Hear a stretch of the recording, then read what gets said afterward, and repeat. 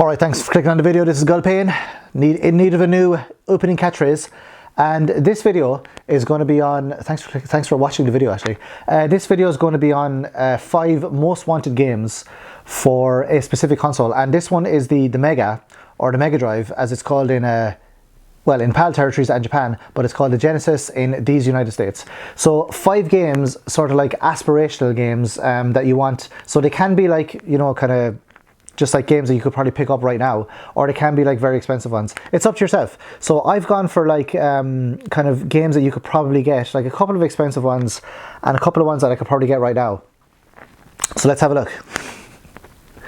So my friend that I play football with, Matt, he has got bitten by the bug of collecting for Mega Drive. So he is on the prowl for Mega Drive games, and he sends me pictures of games that he got on Vinted and eBay, you know, for really good prices, and he's negotiating with people as well. So it's not something I want to get into for the Mega Drive. I prefer the Super Nintendo, Game Boy Advance or PSP, and those ones are sort of like gettable, because the Mega Drive is it's just not something that I'm into. But there are a few games that I would like to have.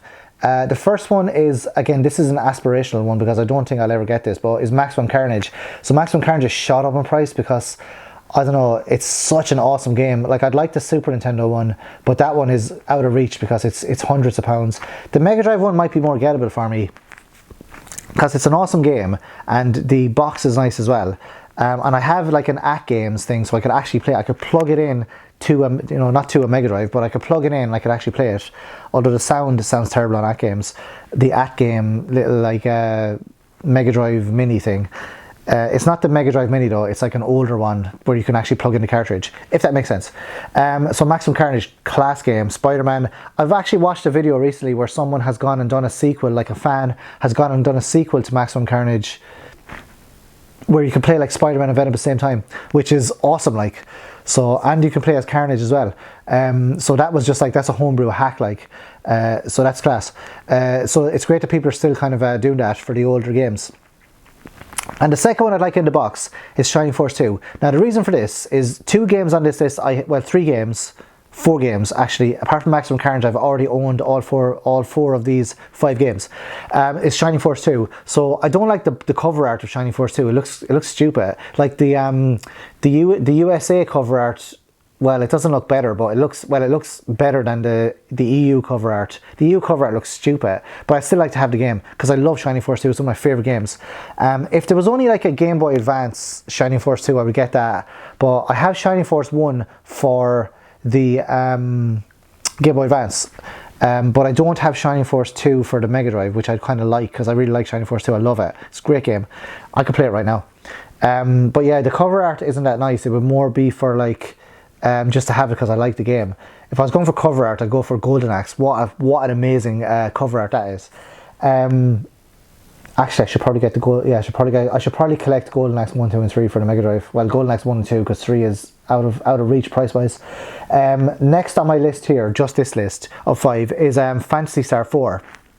So Phantasy Star 4 is an awesome RPG. It's like such a nostalgic RPG for me. Like, it was out for years, like, before I played it. But it's such a kind of a game. Like, it really got me into RPGs.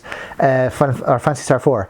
And then another one, I had Phantasy Star 4 years ago as well, and I don't know what happened to it. Like, I lost it in a move, or I don't know what happened to it, and I had Shining Force 2 as well. The next one is Alicia Dragoon. So this is another one that I used to have. I think I had it, or else I rented it, but I remember having the box at home. But again, I was so young, I can't remember. Alicia Dragoon is an awesome game, so I'd love to have that in the box. I think it's a very underrated game. It's almost like a very early Metroidvania, or a very early in the style of Metroidvania. It's a class game. And the last one then is Arrow Flash. So Arrow Flash was one of the first games I remember playing. I was very young. It's a shooter game, so it was very like easy for me to get into because I was small. So you just basically move the ship around and shoot. But the one I had in Ireland, really weird, I had the Japanese version. So whatever shop I bought it from, or my mother bought it for me, obviously, because I didn't have money because I was a child. My mother bought it for me, and when I got the Mega Drive at Christmas, that was the game that she got for me with it. So I don't know why she got that game, but there was an anime girl on the cover of it. It wasn't the one with the American the American cover either, or the EU cover. It was the anime, it was the Japan one. So like it didn't have like the grid paper, or it didn't have any English writing on the back of it. It was all in Japanese.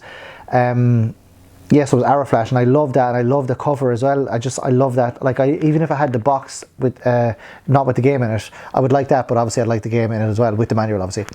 Yeah, I remember the manual as well. It was like black and white. Sorry, blue and white. It was really weird. It wasn't in color. When I had it when I was younger, I always thought it was strange. Maybe it was like a fake.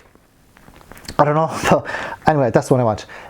So obviously I could get those on eBay fairly easily, but it's just kind of like, do I want to spend the funds? You know, because I work as a teacher myself, and I mark stuff in the summer. I get paid extra for it, so I normally wait until the summer to do any of my like really expensive game purchases.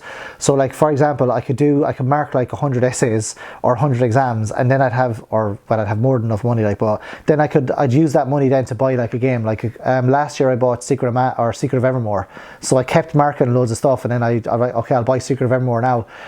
Or this year I plan to buy like Castlevania 4 with the extra money that I make. So it's better, because they say when you do marking, because it's so tedious, that you should have like an end goal in mind, so that you do loads of marking and then you use that money to buy something, so that you actually have something substantial. Because if you do loads of marking and you drink all the money, or you do loads of marking and you spend it on shopping, it's not the same.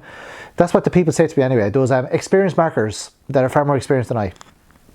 So that's a few 5 Mega Drive games / Genesis. 5 games for the Mega that I would like to purchase in the future. So like 5 sort of, I think they're all gettable as well. Maybe Maximum Carnage isn't, maybe that's very expensive. But I think the rest of them are all sort of gettable at the moment. You know, they're all like maybe under €50, £50. Or maybe they're not, I don't know. So thanks for watching, thanks for listening, and I'll see you guys in the next video. Adios, have a great day.